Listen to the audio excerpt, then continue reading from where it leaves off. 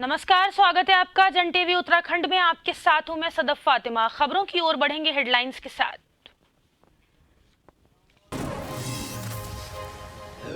CM Dhami ने शत्रु संपत्तियों को लेकर जिलाधिकारियों को दिए निर्देश। कहा, जिलों में शत्रु संपत्तियों पर जल्द कब्जा लेने का करे काम। पीपीपी मोड में चलने वाली परियोजनाओं के भेजे गए प्रस्ताव।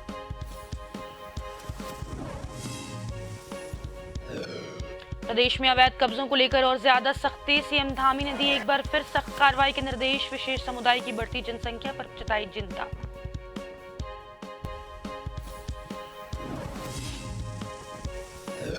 सीएम की सख्ती के बाद प्रदेश में अवैध कब्जों पर कार्रवाई जारी। देहरादून में 93% अतिक्रमण हटाया तो राजाजी टाइगर रिजर्व में बनी मजार को नोटिस।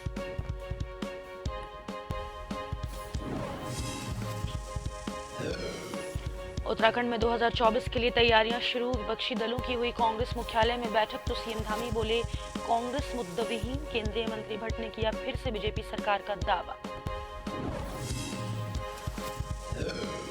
खटीमा पुलिस का नशे के खिलाफ अभियान। 3 डिब्बों में नशीले इंजेक्शन किए जब्त। बाइक सवार युवक को किया अरेस्ट।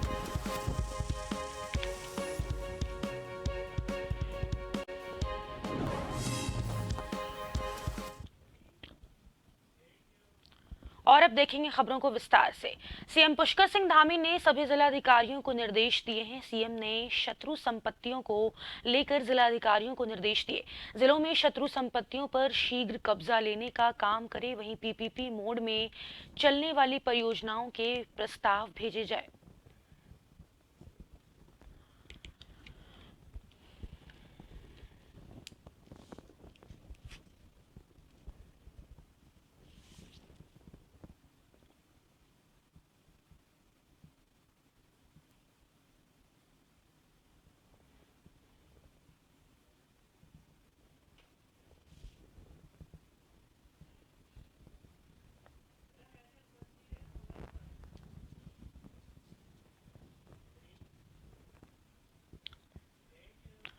और इसी खबर पर अधिक जानकारी के लिए हमारे उत्तराखंड के ब्यूरो चीफ श्रीनिवास पंत जी जुड़ गए हैं। श्रीनिवास, सीएम पुष्कर सिंह धामी ने सभी जिलाधिकारियों को निर्देश दिए हैं कि शत्रु संपत्तियों को लेकर जल्द से जल्द कार्रवाई की जाए, तो इस कार्रवाई को कब से अमल में लाया जाएगा? बिल्कुल, आपको बताना चाहूंगा, उत्तराखंड के मुख्यमंत्री पुष्कर सिंह धामी ने उत्तराखंड में लैंड बैंक बनाने के लिए तमाम अधिकारियों को उचित दिशा निर्देश दिए हैं और अधिकारियों को आज से ही इस आदेश का निर्देश जो ग्राउंड पर देने हैं अपने मातहतों को, उसको लागू करने की प्रक्रिया को आज से शुरू करना है, जिसमें चाहे वो नगर निगम के अधिकारी हो, नगर निगम की जितनी जमीनें हैं उसमें लैंड बैंक बनाने की बात है, जिला प्रशासन में जो जमीनें हैं उसको लैंड बैंक में लाने की बात है। इसके अलावा जो ग्राम पंचायत की जमीनें हैं उसको ग्राम पंचायत के तहत उन जमीनों को लैंड बैंक के तहत अलग से निस्तारण करने की बात है। ये मुख्यमंत्री ने एक दिशा निर्देश तमाम अधिकारियों को जिलाधिकारी के माध्यम से दिया है। इसका मकसद साफ है कि उत्तराखंड सरकार चाहती है कि उत्तराखंड में जितना भी लैंड बैंक इस सरकार का है उस जमीनों का इस्तेमाल बड़े जो औद्योगिक इकाइयां उत्तराखंड में विस्तारित की जा रही है या सरकारी प्रोजेक्ट उत्तराखंड में लगाए जा रहे हैं, जो खास तौर पर जो अस्पताल है, स्कूल है या कोई इंडस्ट्री को खड़ा किया जा रहा है और उसमें पीपीपी मोड में कार्य किया जाता है, जमीन देने की बारी आती है, तो ऐसे संस्थानों को वो जमीन अलॉट की जाएगी लीज पर। इसको राजस्व की प्राप्ति भी सरकार को होगी, रोजगार का उत्तराखंड के लिए हो पाएगा और एक अच्छा डेवलपमेंट इस क्षेत्र में हो पाएगा। इसको लेकर के मुख्यमंत्री ने सभी अधिकारियों को जिलाधिकारियों के माध्यम से निर्देश देते हुए कहा है कि लैंड को चिन्हित करते हुए उसको किसी बड़े प्रोजेक्ट में तब्दील करने के लिए लैंड बैंक के तौर पर लीज में देने की प्रक्रिया सरकार बिडिंग के माध्यम से पूरा करेगी। श्रीनिवास, अगर परियोजनाओं की बात करें तो सीएम धामी कौन कौन से विकास परियोजनाओं इस बार शत्रु संपत्तियों को कब्जे में लेकर करेंगे? देखिए, जिस तरीके से तमाम लैंड बैंक बनने के बाद राज्य सरकार इन्वेस्टर सबमिट कराती है, उसमें तमाम कंपनियां आती है।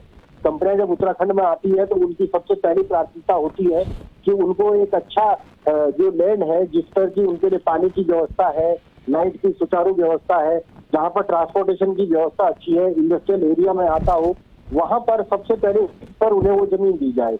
अगर वो औद्योगिक क्षेत्र में वो जमीन निकलती है तो सरकार को औद्योगिक क्षेत्र यानी सिडकुल के जरिए, उद्योग विभाग के जरिए उन तमाम कंपनियों को देने में आसानी होगी जो कंपनियां उत्तराखंड में निवेश करना चाहती है।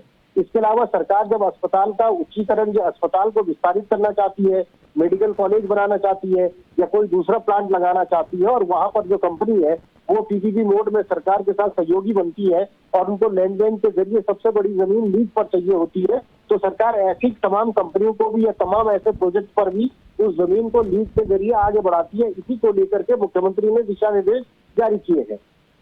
चलिए, बहुत बहुत शुक्रिया श्रीनिवास तमाम जानकारी के लिए।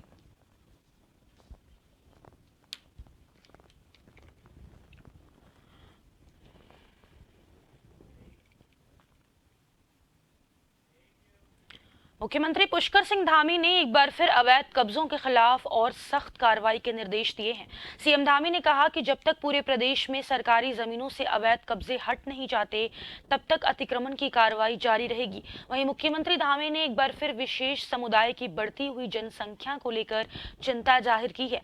कहा कि राज्य में कुछ जगहों पर जिस प्रकार से विशेष समुदाय की वजह से जियोग्राफी और डेमोग्राफिक बदला है उसे सुधारने का काम किया जाएगा।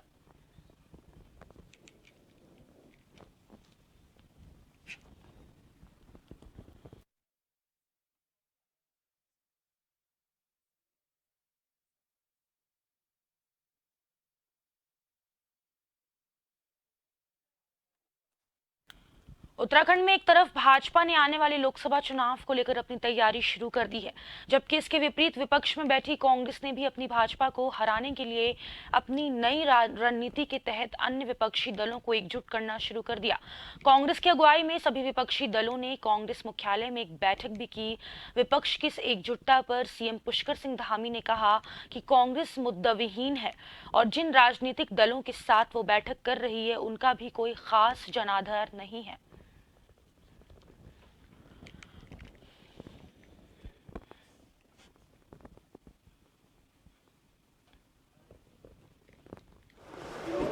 पास कोई मुद्दा नहीं है और सारे मुद्दे केवल और केवल राजनीतिक हैं, केवल विरोध के लिए हैं।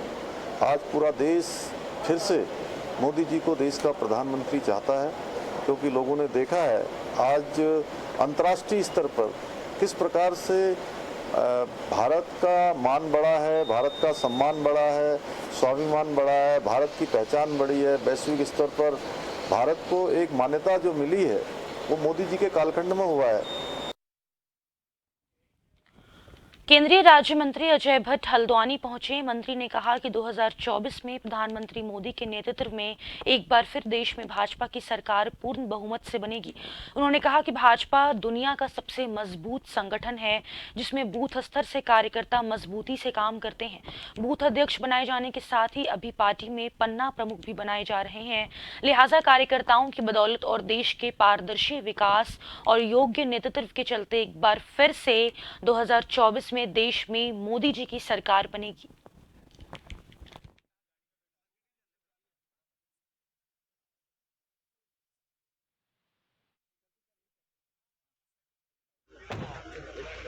मंडल की बैठक, जिले की बैठक, प्रदेश की बैठक, कल ही हमारे प्रदेश की बैठक हुई है और दुनिया पूरे भारत भर में प्रदेशों ने बैठक करी है और अब जिले की बैठक हो रही है, उसके बाद मंडलों की बैठक हो रही है। ऐसा ढांचा किसी के पास है ही नहीं, तो कार्यकर्ताओं के बलबूते पर, विकास के बलबूते पर क्रिस्टल क्लियर नेतृत्व तो हमारा मोदी जी का है, प्रदेश में धामी जी का है। ये सारी चीजें मिलकर हमको भारी विजय दिला रही हैं। आप 2024 में देख लीजिएगा। देहरादून में पुलिस की लगातार अतिक्रमण और अवैध मज़ारों पर कार्रवाई जारी है। बता दें कि देहरादून में कई ऐसे जगहों पर अतिक्रमण किया हुआ है जो कि सरकारी जमीन है। साथ ही वन विभाग की जमीन पर कई जगहों पर जंगलों में मजार भी बनाई गई है।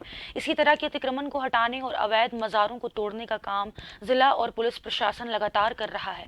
एसएसपी दलीप सिंह कुंवर ने बताया कि देहरादून में लगभग 1767 अतिक्रमण की जगहों को चिन्हित किया गया है, जिसमें से 93% अतिक्रमण को हटा दिया गया और 7% अतिक्रमण रह गया है।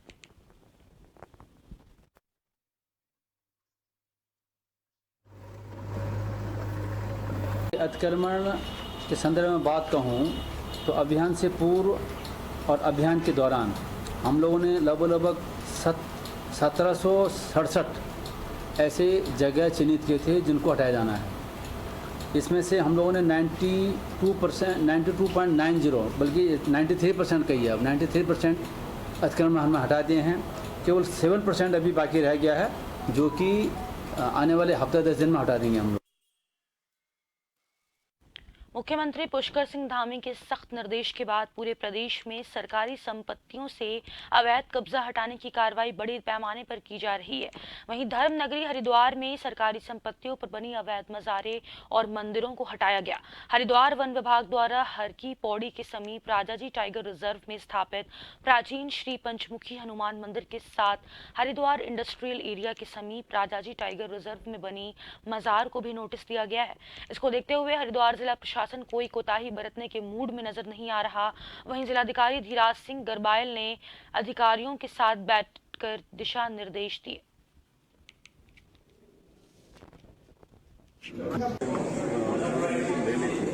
लेकिन उसको विस्तृत रूप देने के लिए जो निर्णय उस समय दिए गए उसको कैसे शीघ्र इम्प्लीमेंट करना उस संबंध में मैंने मीटिंग ले रहा हूँ। उसमें जितने डिपार्टमेंटों ने बजट की डिमांड की है तो उन लोगों को कह रहे हैं हम कि जो शासन को डिमांड हम लोगों ने भेजी है उसमें CCFT के प्रत्याशा में टेंडर करने का और काम करना शुरू करें। डोईवाला में मुख्य सचिव SS संधू ने G20 सम्मेलन की तैयारियों के दृष्टिगत जॉली ग्रांट एयरपोर्ट का निरीक्षण कर व्यवस्थाएं देखी। इस दौरान उन्होंने संबंधित अधिकारियों को आवश्यक दिशा निर्देश दिए। वहीं मुख्य सचिव ने निर्देशित किया कि सभी व्यवस्थाएं चाक चौबंद रखी जाएं। उन्होंने आने वाले मेहमानों के आवागमन और सुरक्षा आदि समस्त व्यवस्थाओं के संबंध में आवश्यक दिशा निर्देश अधिकारियों को दिए।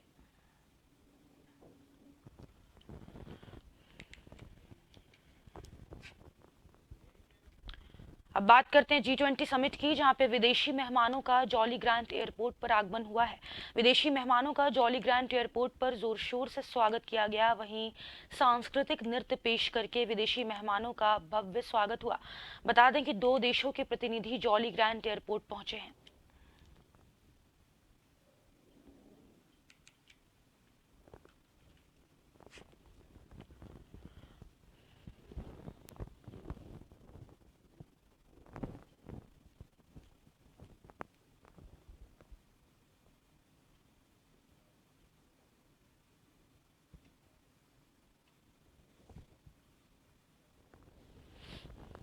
जॉली ग्रांट एयरपोर्ट पर G20 के लिए विदेशी मेहमानों का स्वागत हुआ। वहीं विदेशी मेहमानों का जॉली ग्रांट एयरपोर्ट पर जोर शोर से स्वागत किया गया।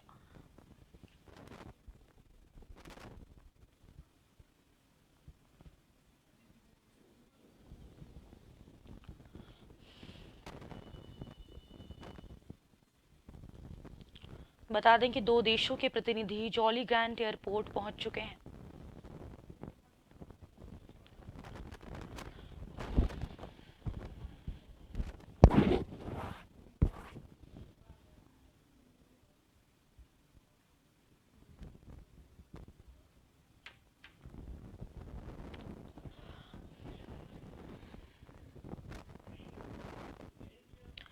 और इसी खबर पर अधिक जानकारी के लिए हमारे सहयोगी हिमांशु बरमोला सीधे देहरादून से जुड़ गए हैं। हिमांशु, G20 सम्मेलन के लिए जॉली ग्रांट एयरपोर्ट पर विदेशी मेहमानों का स्वागत हुआ। उनके स्वागत के लिए क्या कुछ खास व्यवस्था वहां पे देखने को मिली? नरेंद्र नगर में 24 और 25 मई को होने जा रही जो G20 की बैठक है उसके लिए जो विदेशी मेहमान हैं वो उनका पहुंचने का सिलसिला जारी हो गया है। आज सुबह जो विदेशी डेलीगेट्स का एक ग्रुप जॉली ग्रांट एयरपोर्ट पर पहुंचा और जहां पर उनका पारंपरिक नृत्य यानी कि जो उत्तराखंड का पारंपरिक नृत्य है और तिलक और माला लगाकर उनका स्वागत किया गया। इस दौरान जो खोलिया नृत्य किया गया और पारंपरिक जो यंत्र वहां पर प्रस्तुति दे रहे थे और कलाकारों को देखते हुए जो डेलीगेट थे वो खुद को रोक नहीं पाए और महिला जो कलाकार हैं, पुरुष कलाकार हैं, उनके साथ खुद वो झूमने लगे। इसी के साथ जो सभी मेहमान हैं एयरपोर्ट पर उनकी जो मेहमानबाजी हुई है उसको लेकर वो काफी खुश है और उत्तराखंड में जो G20 की एक पहले भी बैठक रामनगर में हो चुकी है, तो उस कारण भी वो लोग पहले से काफी उत्साहित हैं। इस बार ये G20 जो बैठक हो रही है वो ऋषिकेश के नजदीक नरेंद्र में हो रही है, और साथ ही साथ अब जो डेलीगेट्स यहाँ पहुंचे हैं G20 के, उनको मुख्य आयोजन स्थल पर ले जाया जा रहा है। जी फातिमा। चलिए, बहुत बहुत शुक्रिया हिमांशु तमाम जानकारी के लिए।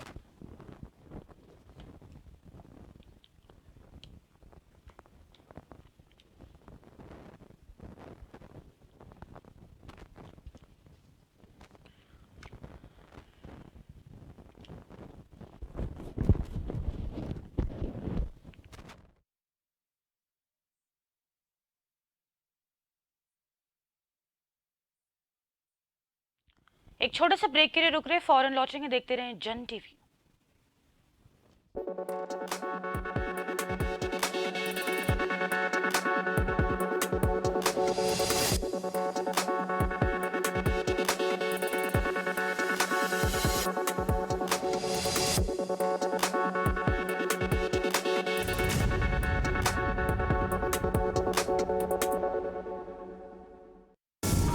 कानून के शिकंजे से बेपरवाह गुनहगार जुर्म करने को फिर से है तैयार।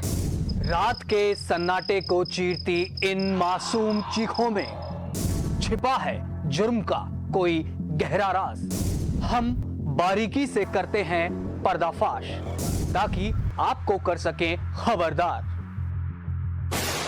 क्राइम रिपोर्ट शनिवार रात 8:30 बजे। खबरें जो आप पर करती हैं सीधा असर, खबरें जिन पर होती है जनता की नजर, खबरें जिनकी तह तक पहुंचना है जरूरी और जो कसौटी पे हो पूरी। मुद्दा चाहे समाज से जुड़ा हो या फिर सियासत से, तभी वो बनती है खास खबर। खास खबर सोमवार से शुक्रवार शाम 6 बजे। खबर जो कभी बताती है सच तो कभी कराती है एहसास। खबर जो है कुछ खास। खबर ही तो है जो कभी बनती है राजनीति से तो कभी व्यापार से, कभी आती है खेल से तो कभी मनोरंजन से, कभी खुशी से तो कभी गम से। हाँ, खबर ही तो है। खबर थमती नहीं और ना ही थमेंगे हम, क्योंकि हम हैं जन टीवी, जन जन की आवाज।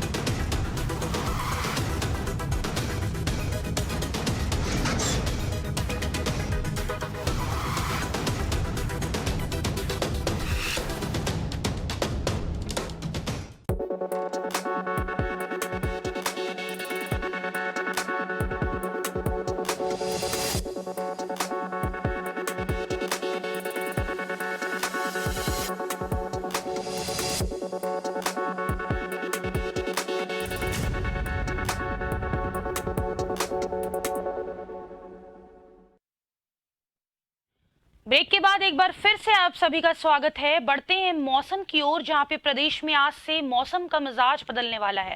मौसम विभाग में बारिश को लेकर येलो अलर्ट जारी किया गया है। वहीं तेज गर्जना के साथ बारिश की संभावनाएं जताई गई हैं। 24 और 25 मई को बारिश का ऑरेंज अलर्ट जारी होगा। वहीं 50 किलोमीटर प्रति घंटे की रफ्तार से हवाएं चल सकती हैं। ओलावृष्टि की भी मौसम विभाग ने संभावना जताई है। 26 मई तक बारिश, गर्जना, बिजली चमकने का अलर्ट जारी किया गया है।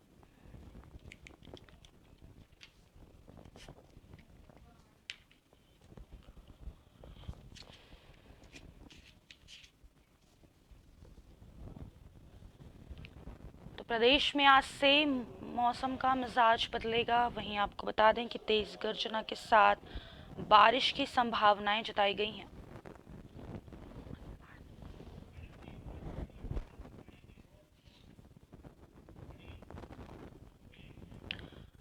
और इसी खबर पर अधिक जानकारी के लिए हमारे सहयोगी हिमांशु बरमूला सीधे देहरादून से जुड़ गए हैं। हिमांशु, प्रदेश में एक बार फिर से मौसम का मिजाज बदल रहा है। ऐसे में आगे क्या कुछ मौसम का मिजाज रह सकता है और मौसम विभाग ने क्या कुछ आशंकाएं जताई है, इसकी जानकारी चाहेंगे आपसे।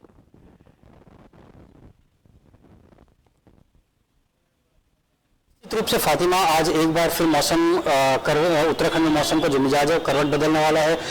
भीषण जो गर्मी उत्तराखंड के मैदानी इलाकों में हो रही थी उसके कारण अब कुछ राहत मौसम के मिजाज के बदलने से होने वाली है, क्योंकि जो मौसम विभाग के निदेशक हैं विक्रम सिंह, उन्होंने आज 23 मई को येलो अलर्ट जारी किया है। साथ ही साथ जो 24 और 25 मई को लेकर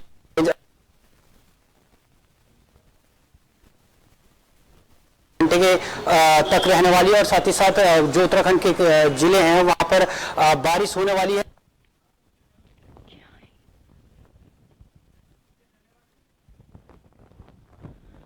चलिए, बहुत बहुत शुक्रिया हिमांशु तमाम जानकारी। साथ ही साथ इसी के साथ देहरादून में अंतर्राष्ट्रीय जैव विविधता दिवस के मौके पर एक सेमिनार का आयोजन किया गया, जिसमें वन विभाग के अलावा कृषक और स्टेक होल्डर मौजूद रहे।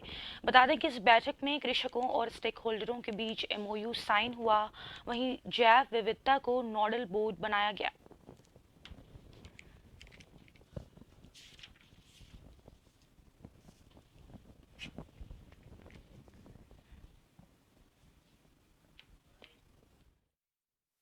जिसमें स्टेक होल्डर्स यानी फार्मर्स और इंडस्ट्रियलिस्ट, जो उत्पादक और कंज्यूमर, जो अपनी इंडस्ट्री में कंज्यूम करता है उसके उत्पाद को, उनको लेकर के बैठक हुई। तो हमने ये निर्णय दिया, एक तो जिस तरह इस राज्य में हर्बल सेक्टर में बहुत बड़ी संभावनाएं हैं लेकिन कुछ भी आगे काम नहीं हो पाया और फार्मर्स को एक ना तो स्किल डेवलप पाई उसकी और ना इस तरह का उसको कोई सुविधाएं मिल पाई। तो आज एक निर्णय हमने ये लिया है कि इस राज्य में 5 करोड़ की लागत से हम हर्बल मिशन का निर्माण करेंगे, प्लस जो उत्पाद की क्वालिटी को इंश्योर करने के लिए 1 करोड़ रुपए का एक टेस्टिंग लैब बनाने का निर्णय लिया गया। इसमें जो ज़्यादा जो डिस्कशन की बात आई सामने कि वन विभाग जो है वो कैसे बायोडाइवर्सिटी कंजर्वेशन में कैसे मदद कर सकता है, कैसे हम ज़्यादा से ज़्यादा फार्मर्स को फ़ायदा पहुंचा सकते हैं, कैसे उनको बायोडाइवर्सिटी कंजर्वेशन से जोड़ सकते हैं। तो इस इन मुद्दों पे बात हुई और इसमें वन विभाग का जो सहयोग है वो रहेगा हमेशा। खटीमा पुलिस ने नशे के खिलाफ अभियान चला रखा है। इसी के तहत नशीले इंजेक्शन परिवहन करते युवक को अरेस्ट किया। बाइक सवार युवक के कब्जे से 3 डिब्बों में नशीले इंजेक्शन मिले हैं। वहीं पुलिस ने युवक पर एक्ट के तहत मुकदमा दर्ज किया है और आरोपी को जेल भेज दिया।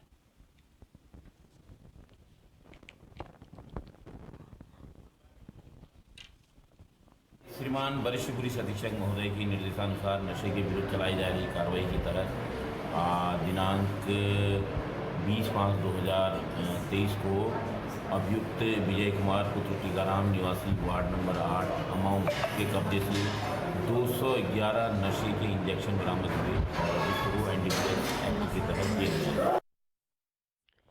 पूर्व प्रधानमंत्री विश्वनाथ प्रताप सिंह की पोती ने अपने पति और ससुराल पक्ष के कई लोगों के खिलाफ मुकदमा दर्ज कराया है। राजपुर थाने में उनके खिलाफ मारपीट, गाली गलौज और हमला करने के आरोप में केस दर्ज किया गया। महिला ने पति और ससुराल वालों पर दहेज मांगने का भी आरोप लगाया था। वहीं पुलिस ने अभी इसे जांच में रखा है। वहीं अंद्रीजा मंजरी ने एसएसपी देहरादून दलीप सिंह कुंवर से भी मुलाकात की। इस दौरान एसएसपी ने निष्पक्ष जाँच का भरोसा दिया।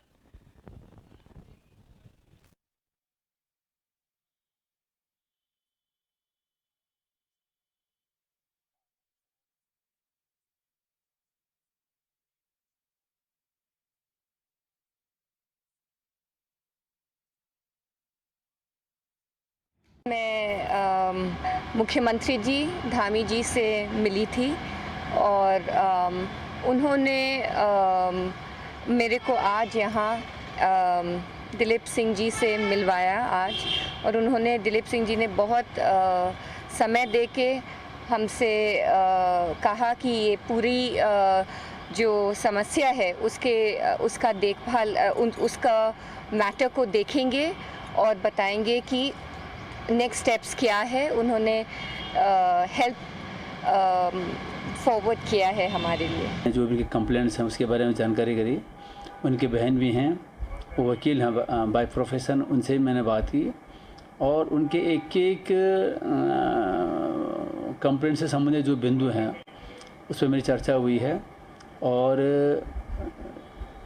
बहुत सारे उनकी कुछ ग्रीवांसेस हैं उसको मैंने सुना और मैंने उनको अश्योर किया है कि उस पूरी प्रकरण में तटस्थ होकर के पारदर्शी तरीके से पुलिस प्रभावी कार्रवाई करेगी। थराली में पुलिस ने बीते कुछ माह पहले नारायणगढ़ के जुनेर गांव में मारपीट के दौरान महिला की हत्या मामले में आरोपी 24 वर्षीय गजेंद्र सिंह को गिरफ्तार कर लिया। वहीं पुलिस ने आरोपी को गिरफ्तार कर न्यायालय के समक्ष पेश किया, जहां से आरोपी को जेल भेज दिया गया। बता दें कि जुनेर गांव में 11 अप्रैल को दो पक्षों में मारपीट के दौरान एक महिला पुष्पा देवी गंभीर रूप से घायल हो गई थी और 13 अप्रैल को महिला की इलाज के दौरान दून अस्पताल में मृत्यु हो गई थी।